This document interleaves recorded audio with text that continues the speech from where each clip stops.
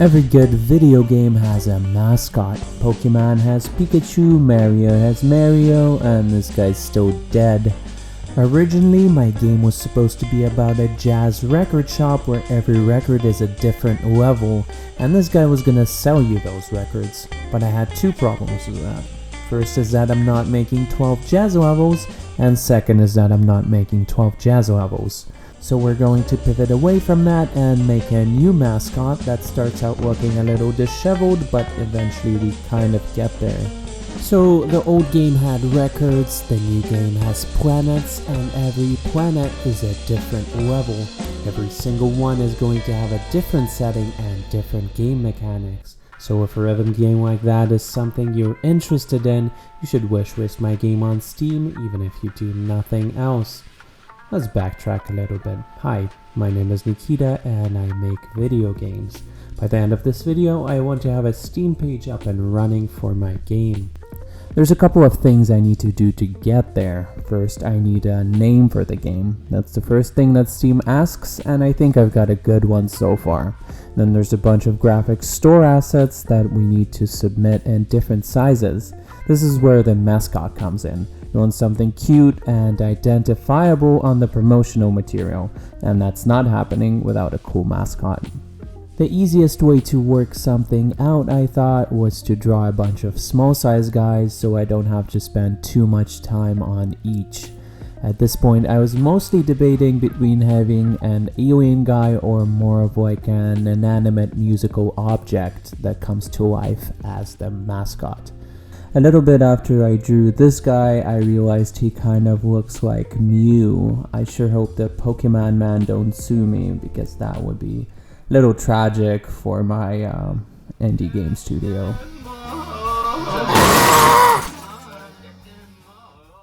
Next was this jellyfish guy with a face plastered on top of it that kind of looks like something straight out of Princess Mononoke. I really like this one, but he is definitely not a Sidekick type of character. What do you think? Should I incorporate these into the game somehow? This alien guy, I'm not gonna talk too much about because yikes. Couple other honorable mentions. Triangle dude, he's pretty cool. I don't know what he is. Like a bell maybe? I swear to God this is not just a head of a different Pokemon. Don't look at me like that, Mr. Pokemon man. The last guy I drew was a metronome with a face. I could not for the life of me figure out how to draw this one well, but I kept at it because a metronome seemed like a good sidekick for a rhythm game. For you non-musical people, a metronome is a device that can make a beat for you, kind of like this. Now that you know, I could not get the little metronome stick animated well with pixel art, and I couldn't figure out whether to put the face in front of it or behind it, but it kind of looked cool as a close-up. Finally, I put all of my Pokemon on the same canvas to kind of compare and see which ones I like better. What do you think? Which one's your favorite? Personally, I decided to go with the Mew-looking dude and to work on him a little more. For some reason, this guy was wearing a bandana or whatever on the earlier version of the artwork, so I took it off because Zeratul probably won't be in the game, just because my money will be tied up in fighting Nintendo in court, and I don't think I can take on Blizzard as well. But if we hit my stretch goal of having 10 wishlists on my game, I will consider it, guys. Please follow the link to the Steam page in the description and smash that wishlist button. Also smash that like button, smash that subscribe and bell buttons. I'm sorry about that one, friends. I'm not sure what came over me there, but now that that's out of my system, I was making a small animation for this guy. Speaking of which, I'm going to get real tired of calling him this guy real soon, so I have a couple of options for names. Option A is calling him a musical term since it is a musical game, like maybe he's of this species of super musical aliens or something. Anyways, name I've been going with so far is Fuoco, which means fire in Italian. Another option is Vivace, which means very fast in music or lively in Italian. A couple other options are SETI, which is an acronym for Search for Extraterrestrial Intelligence, which is haha funny because he's an alien, or she's an alien because SETI is more like a girl name. Another option is Chrono, which means time in Old Greek, New Greek, both Greek. Anyways, let me know what you think. What should I name him? I'll leave a Twitter poll in the description, and if there's a decent amount of votes, like at least 20 to 30, that's gonna be his name. If you have an even better name, please just add me with them, because I'm freaking bad at naming. Now that I had a couple of small sprites to work with, I could get some of the smaller size assets done, namely the header capsule and the small capsule. The header capsule is like the small banner to the right of the trailer on the Steam page, and the small capsule is like the banner that appears in a list of trending games or in a game search. Nice. Pretty soon I realized I'm going to need a way higher resolution image of Fuoco. There was a small problem with that though. I've never done a high resolution character design like this. So what do you think I did? Did I A. sketch him on a drawing tablet, B. do a pen and paper concept art, C. give up on my hopes and dreams like I always do, or D. scale up the teeny tiny pixel art to huge proportions and connect the janky edges with curved lines instead? I didn't really have a plan here, I just kept fixing the shape of the guy and adding more detail, absolutely ambivalent to the kind of atrocity I was creating. I was so preoccupied with the fact that I could create a larger image out of pixel art that I didn't stop to think if I should. Kind of like Icarus flying so close to the sun that his wings melt, except in this case, it's the eyes of anyone who will be unfortunate enough to see this image.